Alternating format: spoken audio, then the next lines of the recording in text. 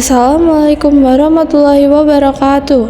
Perkenalkan, saya Angelin Verstarika Putri Harumi dengan NIM 202313152 kelas 6C S1 Keperawatan, ingin mengganti penugasan praktikum keperawatan bencana pertemuan kedua terkait materi surveilan bencana TRC atau tim reaksi cepat. Yang pertama yaitu ada definisi. Surveilan bencana menurut WHO adalah kegiatan pemantauan secara cermat dan terus-menerus terhadap berbagai faktor yang menentukan kejadian dan penyebaran penyakit atau gangguan kesehatan, yang meliputi pengumpulan, analisis, interpretasi, dan penyebarluasan data sebagai bahan untuk penanggulangan bencana. Dalam definisi ini, surveillance mempunyai arti seperti sistem informasi kesehatan rutin. Selanjutnya ada studi kasus bencana. Lokasi pos pengungsian Sukamaju, stadion lokal, hari ke-7 pasca bencana. Kapasitas pengungsian 2.500 jiwa, melebihi kapasitas seharusnya 1.500 jiwa. Sumber air bersih hanya mengandalkan 2 tangki air dari relawan. Sanitasi rasio toilet hanya 1:100 orang, yang idealnya adalah 1:20. Sampah mulai menumpuk di pojok tenda. Cuaca sering hujan pada sore hari. Data demografi pengungsi. Kelompok rentan, bayi balita 320 jiwa, ibu hamil menyusui 85 jiwa, lansia di atas 60 tahun 150 jiwa. Data morbiditas laporan 24 jam terakhir, diare cair 45 kasus, 20 diantaranya anak di bawah usia 5 tahun. Ada ISPA 110 kasus, menyebar merata di semua usia. Penyakit kulit gatal skabies 30 kasus, luka terbuka terinfeksi 15 kasus, terutama korban trauma gempa yang lukanya belum sembuh. Demam tinggi, suspek malaria, dengue 8 kasus. Kesehatan jiwa 12 orang melaporkan kecemasan hebat dan sulit tidur. Data mortalitas kematian, total kematian hari ini 2 orang. Pertama, balita yang disebabkan diare berat dan dehidrasi. Kedua, lansia diakibatkan henti napas atau penyakit degeneratif. Pertama, tabulasi data. Nama Dinkes Dinas Kesehatan Kabupaten Sukamaju, jenis bencana gempa bumi, waktu kejadian 1 Juni 2026 pukul 02.30 WIB. Deskripsi bencana, gempa bumi berkekuatan 6,2 SR menyebabkan kerusakan rumah warga, fasilitas umum, dan memaksa sebagian masyarakat mengungsi ke pos pengungsian Sukamaju yang berlokasi di Stadion Kecamatan. Saat ini jumlah pengungsi melebihi kapasitas yang sehingga berisiko menimbulkan berbagai masalah kesehatan, lingkungan dan penyakit menular. Lokasi bencananya di Provinsi Jawa Tengah, Kabupaten Sukamaju, Kecamatan Sukamaju, Dusun Sukamaju, dengan penduduk yang terancam kurang lebih 6.500 jiwa. Topografinya, lokasi pengungsian berada pada area lapangan stadion yang mulai mudah diakses kendaraan. Pada musim hujan terdapat resiko genangan air di berbagai titik pengungsian. Lalu ada jumlah korban meninggal yaitu ada 2, yaitu yang pertama anak A, jenis kelamin laki-laki, usia 3 tahun, kewarganegaraan Indonesia. Alamat korban di Desa Sukamaju, Kecamatan Sukamaju. Tempat meninggalnya di posko pengungsian. Penyebab kematiannya adalah diare berat dan dehidrasi. Yang kedua ada Nyonya B, jenis kelamin perempuan, usia 72 tahun, kewarganegaraan Indonesia. Alamat korban Desa Sukamaju, Kecamatan Sukamaju. Tempat meninggal di posko pengungsian juga. Untuk penyebab kematiannya adalah henti napas. Untuk korban hilang tidak ada. Untuk korban luka berat rawat inap dan luka ringan rawat jalan. Fasilitas pelayanan kesehatannya yaitu Puskesmas Lapangan Sukamaju. Untuk rawat inapnya ada laki-laki 7 dan perempuan 8. Jumlahnya adalah 15 orang. Lalu 5 kasus penyakit rawat inap yang banyak setiap fasilitas pelayanan kesehatan yaitu luka, infeksi, diare berat, ISPA sedang sampai berat, demam tinggi, dan ansietas berat. Lalu ada rawat jalan, laki-laki 100, perempuan 105, jumlahnya 205. Untuk 5 kasus penyakit rawat jalannya ada ISPA, diare, penyakit kulit, gangguan psikososial, dan demam tinggi. Untuk jumlah gangguan jiwa dan psikososial ada 4 anak dan 8 dewasa.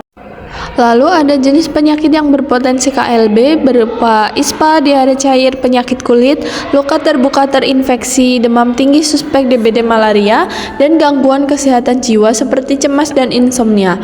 Lalu ada pengungsi dan penduduk rentan. Kabupaten Sukamaju, Kecamatan Sukamaju, Desa Sukamaju. Gangguan jiwa psikososial ada 12 orang, yang termasuk 4 anak dan 8 dewasa.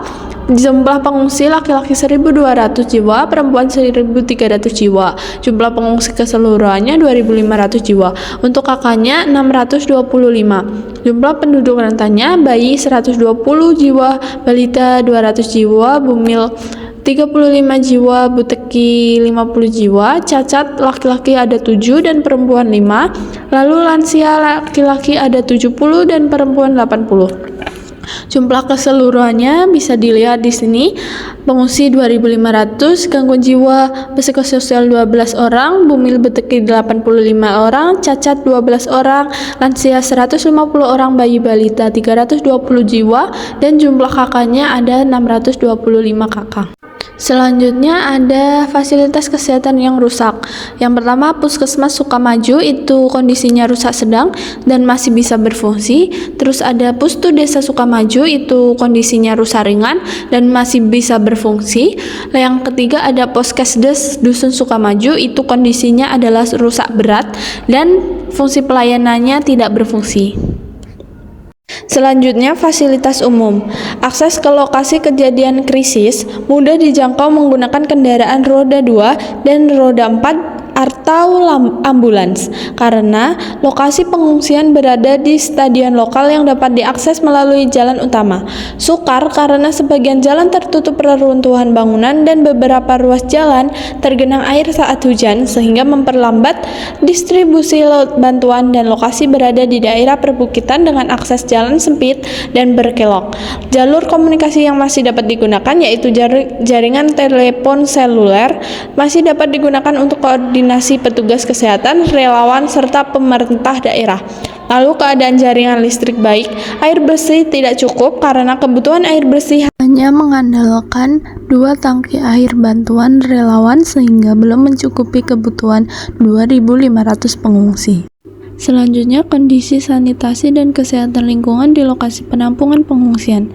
Jenis tempat penampungannya, bangunan permanen, kapasitas penampungan pengungsi kondisinya tidak memadai, kapasitas penyediaan air bersih tidak memadai, sarana jamban darurat tidak memadai, tempat pembuangan sampah tidak memadai, sarana SPAL tidak memadai, penerangan memadai. Selanjutnya, ketersediaan sumber daya. Yang pertama, Dinas Kesehatan.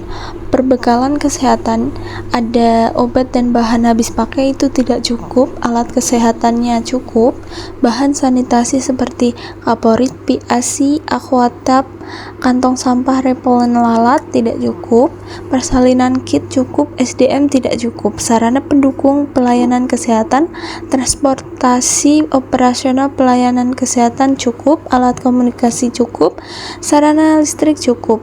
Lalu yang kedua, rumah sakit atau PKM. Perbekalan kesehatannya, obat dan bahan habis pakai tidak cukup, alat kesehatannya cukup, bahan sanitasinya tidak cukup, persalinan kit cukup, air bersih tidak cukup, tempat tidur tidak cukup.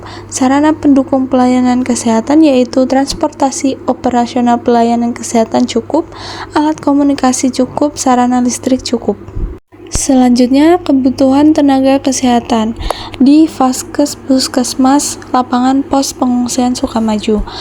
Tenaga kesehatan yang tersedia ada dokter umum yaitu jumlahnya 2, perawat 6, bidan 2, sanitarian 1, tenaga kesehatan jiwa atau psikolognya tidak ada. Yang dibutuhkan dokter umum ada 2, perawat 4, bidan 2, sanitarian 2, tenaga kesehatan jiwa atau psikolog 1. Gunanya untuk dokter umum yaitu untuk pelayanan 24 jam, perawat, peningkatan kasus ISPA dan diare, bidan terdapat 85 ibu hamil menyusui, sanitarian dibutuhkan untuk pengawasan sanitasi, nakes jiwa atau psikolog terdapat 12 kasus kecemasan dan gangguan tidur. Upaya penanggulangan yang telah dilakukan yaitu yang pertama subklaster pelayanan kesehatan. Pelayanan kesehatan melalui puskesmas lapangan, pengobatan kasus ISPA, diare, penyakit kulit, dan luka infeksi. Lalu yang kedua ada subklaster pengendalian penyakit, penyehatan lingkungan dan air bersih, pencatatan dan pelaporan kasus harian, surveillance penyakit menular, distribusi air bersih melalui tangki relawan. Lalu yang ketiga subklaster gizi, pemantauan kelompok rentan, balita, ibu hamil, dan lansia. Yang keempat subklaster pelayanan kesehatan jiwa, identifikasi 12 pengungsi dengan kecemasan berat dan gangguan tidur. Yang kelima subklaster kesehatan reproduksi dan KIA, pendataan 85 ibu hamil dan menyusui. Yang keenam subklaster DVI, pendataan 2 kasus kematian. Yang ketujuh, tim logistik kesehatan, penyediaan air bersih dan kebutuhan kesehatan dasar. Selanjutnya bantuan yang diperlukan, penambahan pasokan air bersih, penambahan toilet atau jamban darurat, oralit dan cairan rehidrasi, obat ISPA dan penyakit kulit, peralatan perawatan luka, dan lainnya.